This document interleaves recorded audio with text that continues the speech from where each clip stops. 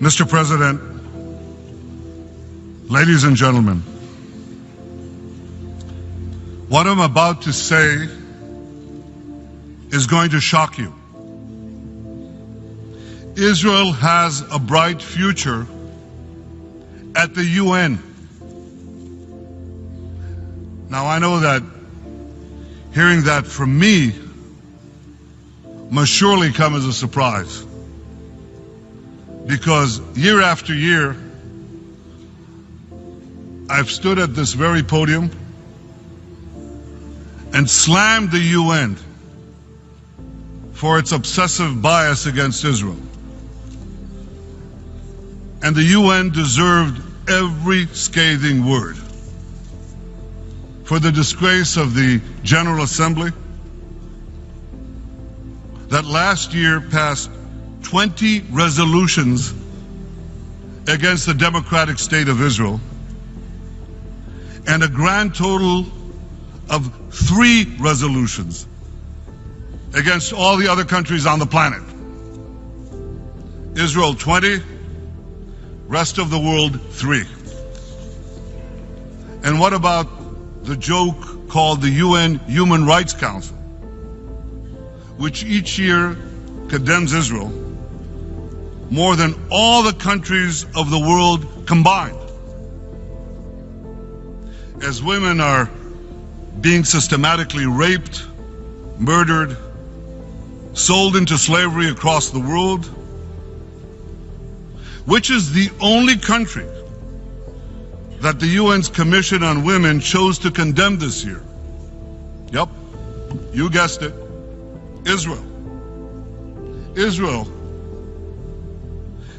where women fly fighter jets, lead major corporations, head universities, preside twice over the Supreme Court, and have served as Speaker of the Knesset and Prime Minister. And this circus continues at UNESCO. UNESCO, the UN body charged with preserving world heritage. Now, this is hard to believe, but UNESCO just denied the 4,000-year connection between the Jewish people and its holiest site, the Temple Mount. That's just as absurd as denying the connection between the Great Wall of China and China. Ladies and gentlemen, the UN, begun as a moral force, has become a moral farce. So when it comes to Israel at the UN, you'd probably think nothing will ever change, right? Well, think again. You see, everything will change, and a lot sooner than you think. The change will happen in this hall, because back home, your governments are rapidly changing their attitudes towards Israel. And sooner or later, that's going to change the way you vote on Israel at the UN. More and more nations in Asia, in Africa, in Latin America, more and more nations see Israel as a potent partner. A partner in fighting the terrorism of today, a partner in developing the technology of tomorrow. Today, Israel has diplomatic relations with over 160 countries. That's nearly double the number that we had when I served here as Israel's ambassador some 30 years ago. And those ties are getting broader and deeper every day. World leaders increasingly appreciate that Israel is a powerful country with one of the best intelligence services on earth, because of our unmatched experience and proven capabilities in fighting terrorism. Many of your governments seek our help in keeping your country safe.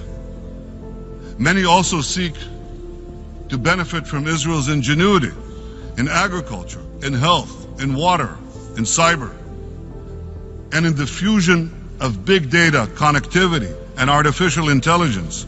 That fusion that is changing our world in every way.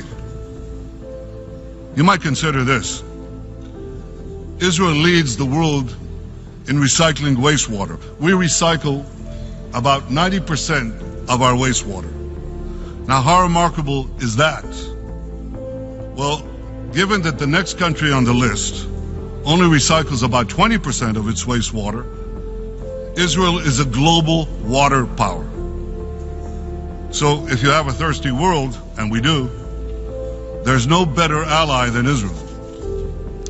How about cybersecurity? That's an issue that affects everyone. Israel accounts for 0.1% of the world's population. Yet last year, we attracted some 20% of the global private investment in cybersecurity. I want you to digest that number. In cyber, Israel is punching a whopping 200 times above its weight. So Israel is also a global cyber power. If hackers are targeting your banks, your planes, your power grids, just about everything else, Israel can offer indispensable help. Governments are changing their attitudes towards Israel because they know that Israel can help them protect their peoples, can help them feed them, can help them better their lives. This summer I had an unbelievable opportunity to see this change so vividly during an unforgettable visit to 4 African countries. This is the first visit to Africa by an Israeli prime minister in decades. Later today, I'll be meeting with leaders from 17 African countries. We'll discuss how Israeli technology can help them in their efforts to transform their countries. In Africa, things are changing. In China, India, Russia, Japan, attitudes towards Israel have changed as well. These powerful nations know that despite Israel's small size, it can make a big difference in many, many areas that are important to them. But now I'm going to surprise you even more. You see, the biggest change in attitudes towards Israel is taking place elsewhere. It's taking place in the Arab world. Our peace treaties with Egypt and Jordan continue to be anchors of stability in the volatile Middle East.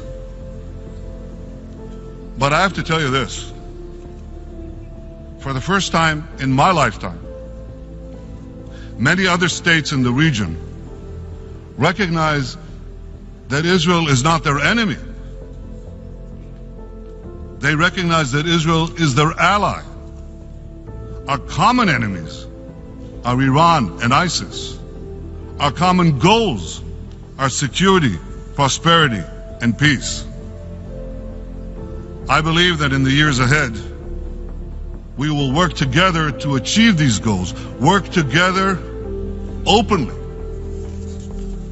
So Israel's diplomatic relations are undergoing nothing less than a revolution. But in this revolution, we never forget that our most cherished alliance, our deepest friendship, is with the United States of America, the most powerful and the most generous nation on earth.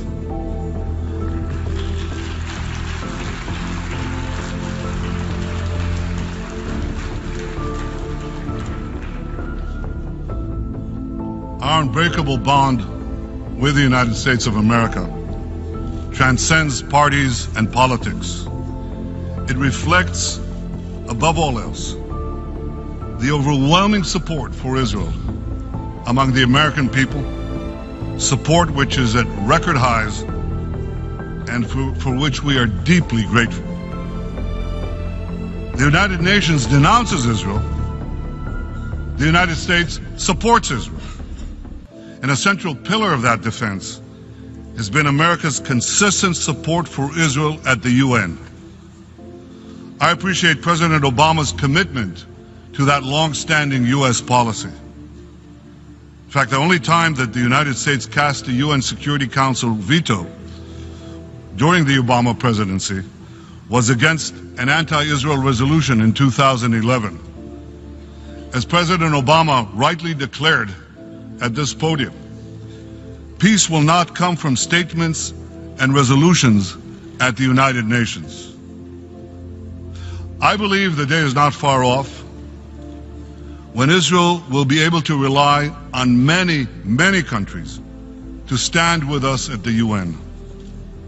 Slowly but surely, the days when UN ambassadors reflexively condemn Israel, those days are coming to an end. Ladies and gentlemen, today's automatic majority against Israel at the UN reminds me of the story, the incredible story of Hiro Onoda. Hiro was a Japanese soldier who was sent to the Philippines in 1944. He lived in the jungle. He scavenged for food. He evaded capture. Eventually he surrendered, but that didn't happen until 1974, some 30 years after World War II ended. For decades, Hiro refused to believe the war was over. As Hiro was hiding in the jungle, Japanese tourists were swimming in pools in American luxury hotels in nearby Manila. Finally, mercifully, Hiro's former commanding officer was sent to persuade him to come out of hiding. Only then did Hiro lay down his arms. Ladies and gentlemen, distinguished delegates from so many lands, I have one message for you today. Lay down your arms. The war against Israel at the UN is over. Perhaps some of you don't know it yet, but I'm confident that one day, in the not too distant future, you will also get the message from your president or from your prime minister informing you that the war against Israel at the United Nations has ended. Yes, I know, there might be a storm before the calm. I know there's talk about ganging up on Israel at the UN later this year. Given its history of hostility towards the UN, or towards Israel rather, does anyone really believe that Israel will let the UN determine our security and our vital national interests? We will not accept any attempt by the UN to dictate terms to Israel. The road to peace runs through Jerusalem and Ramallah, not through New York. But regardless of what happens in the months ahead, I have total confidence that in the years ahead, the revolution in Israel's standing among the nations will finally penetrate this hall of nations. I have so much confidence, in fact, that I predict that a decade from now, an Israeli prime minister will stand right here where I'm standing and actually applaud the UN. But I want to ask you, why do we have to wait a decade? Why keep vilifying Israel? Perhaps because some of you don't appreciate that the obsessive bias against Israel is not just a problem for my country, it's a problem for your countries too.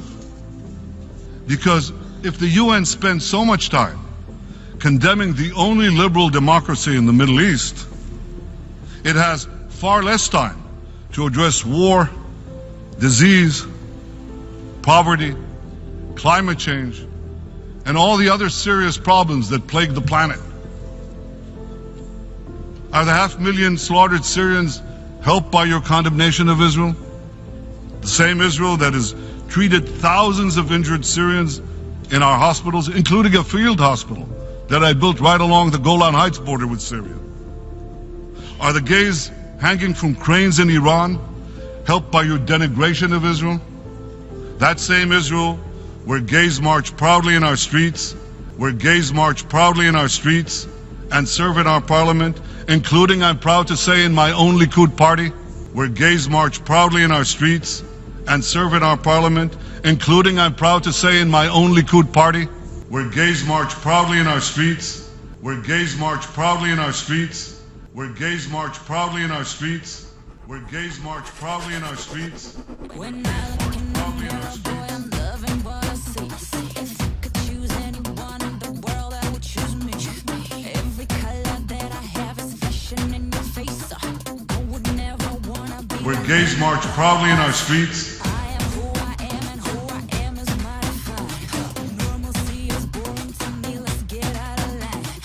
Where gays march proudly in our streets.